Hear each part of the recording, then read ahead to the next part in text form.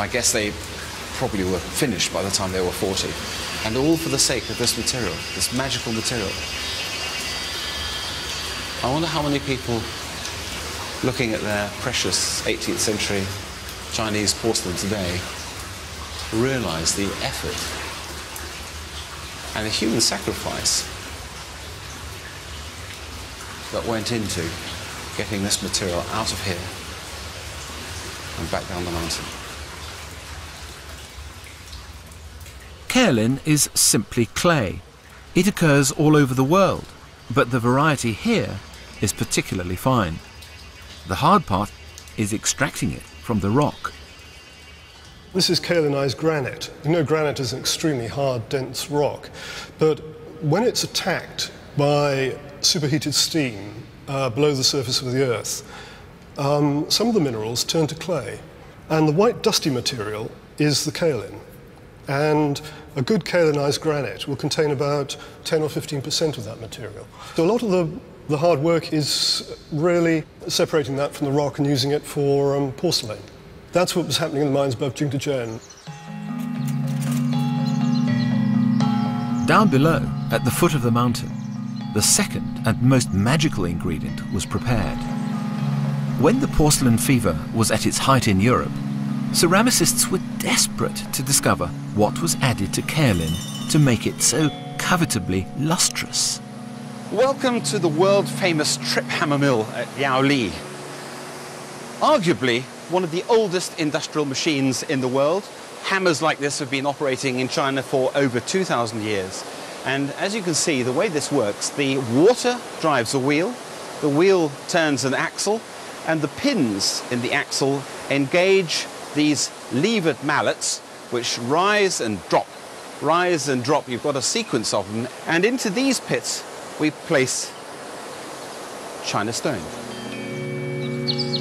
It was China stone that made porcelain light and tough, and in demand the world over. But what was it? The Chinese guarded their secret jealously. When Europeans eventually managed to make porcelain in the 18th century, they used a material called feldspar. But they still hadn't discovered what China stone really was. Chinese porcelain is probably really the most misunderstood material in ceramic history. The general misunderstanding is that it's a feldspathic material, but feldspar was not an ingredient in the first South Chinese porcelain. Its place really was taken by another mineral called potash mica. And this is actually the main flux that's in this early porcelain. Mica melts at high temperature and gives you translucency. But its other great advantage is that it gives you plasticity, because the crystal structure is what is known as platy. And almost all ceramics need this kind of platy mineral to produce plasticity. Plasticity meant that you could shape ceramics into a myriad of new forms, and mica provided a bright surface.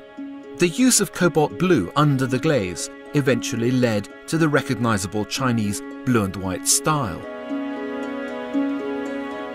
From the 16th century onwards, the Portuguese and then the Dutch demanded highly formal, compartmentalized designs crammed with Chinese scenes. From the 17th century, we begin to see enameled wares reaching Europe. Meanwhile, in Beijing, the emperors indulged their own tastes for wares so fine, so exquisitely potted, that they could make the most delicate export wares look lumpen. The court had their own colour palette too. Yellow glaze was reserved for imperial eyes only.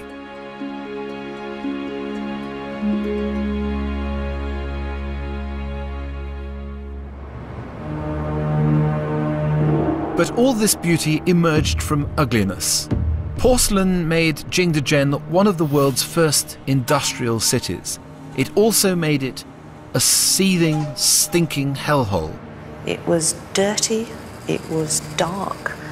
The quality of people's lives there was extremely poor. It was very polluted because of all the kilns burning into the sky. The town itself was a warren of narrow alleys with kilns and workshops opening off the alleys. It would have been like going back to one of the worst cities in Victorian Britain in the Industrial Revolution. Today it's been cleaned up a bit, but Jingdezhen is still the spiritual home of the world's porcelain industry. The town is one of many locations the imperial rulers wanted to keep from prying eyes. But a few outsiders did get in. One such was Jesuit priest Father d'Entricol, who came here in the 18th century to spread the gospel and indulge in some industrial espionage. Here he is writing back to H quarters in Rome about the ceramics industry in Jingdezhen. When the cup leaves the wheel, it is taken by a second workman who puts it straight upon its base. Shortly afterwards, it is handed over to a third man who puts it on its mould and gives it its shape.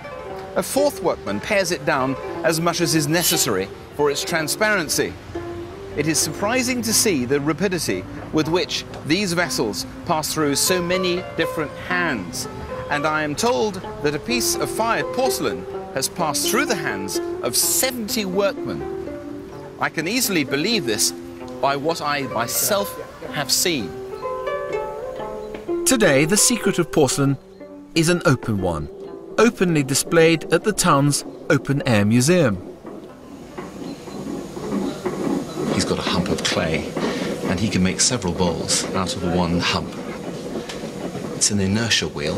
It's just human power. There's no electricity here at all. And for as long as that wheel is going round, he's producing a bowl, and he can probably do it in one winding up of the wheel.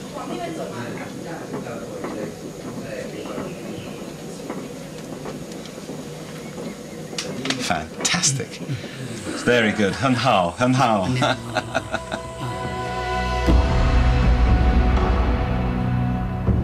The production line process that Father d'Entricol described was in use in Jingdezhen long before the division of labour became the foundation of the Western Industrial Revolution. In Europe, we knew that porcelain came from a mysterious place, but also that it was forged in a hellish inferno. The dangers of the kiln, the risks faced by the brave workers just added to the romance and the price.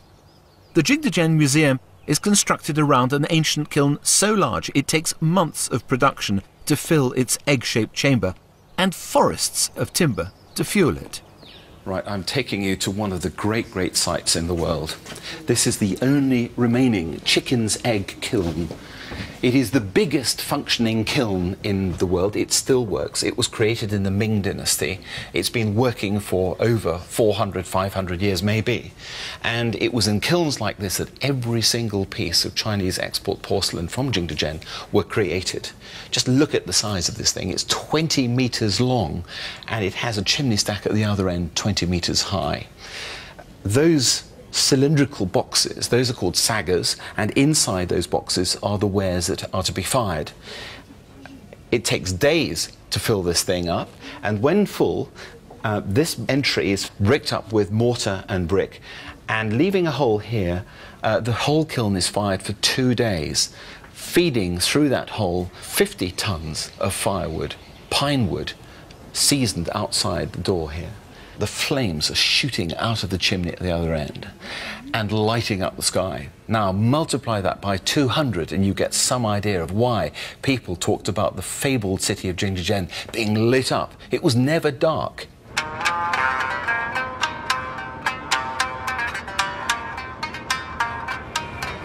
In recent years, Jingdezhen has become sweeter and fresher. Porcelain is still being made, but not on the same scale. When I first came to this city in the late 1990s, I looked across the horizon and I counted on one occasion at least 50 or 60 maybe chimney stacks all belching greasy black smoke across the city. Looking around the shops in Jingdezhen today, what we see is a change. The market's moved. Huge quantities of domestic wares, mass production, things made for the everyday kitchen table, made for us in the West, and things we are familiar with in the high street stores, in discount shops, and a market which we now see moving over to places like Poland and Taiwan. It's no longer just made in China. They're beginning to feel the competition. But the potters of Jingdezhen are adept at adapting to survive.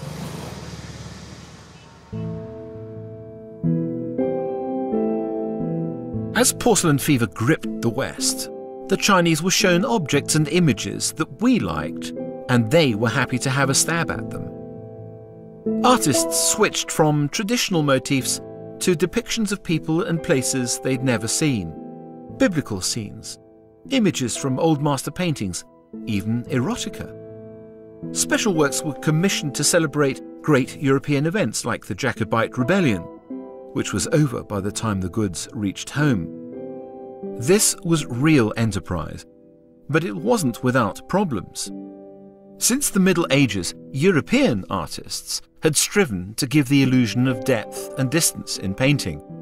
In the Chinese tradition, symbolism was more important.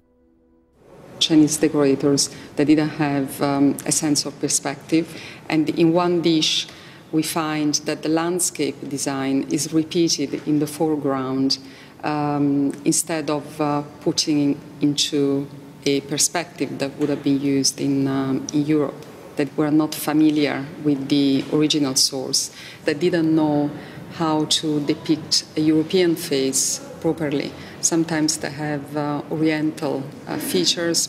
We also have inscriptions in Latin that very often contain mistakes because it was not a language known in China. Anyone can make a mistake.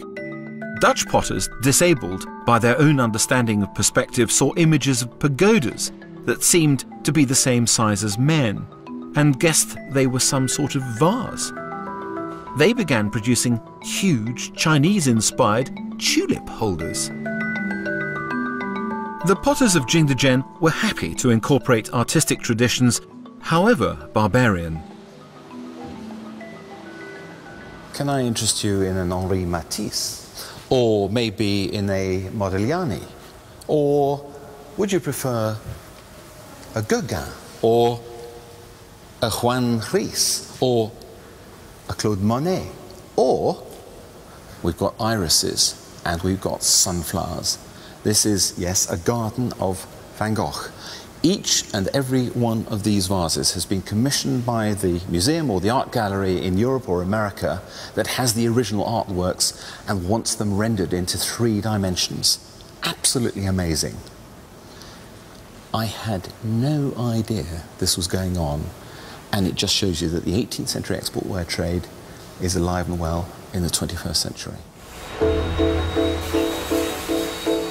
Adaptability kept the kilns of Jingdezhen alight. But my mission is to explore what made porcelain so sought after and so expensive in Europe. It was in part the ability to make something nobody else could. Today, porcelain is made everywhere. But here again, Chinese potters still have a unique selling point. At the Jiayang factory, they make crisp porcelain on a monumental scale. It's something so specialised that English artist and ceramics professor Felicity Aleaf has relocated here, making Jingdezhen the easternmost outpost of the Royal College of Art.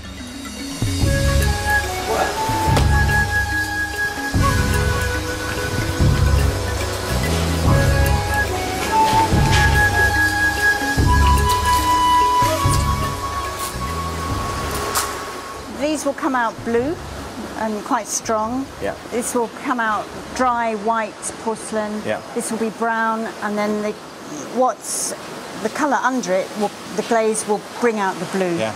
So Yeah. from one colour, cobalt, you've managed to mix 3 tones, and with the biscuit and the glaze, you've got at least, I guess, what, 7 or 8 depths of colour. Yeah.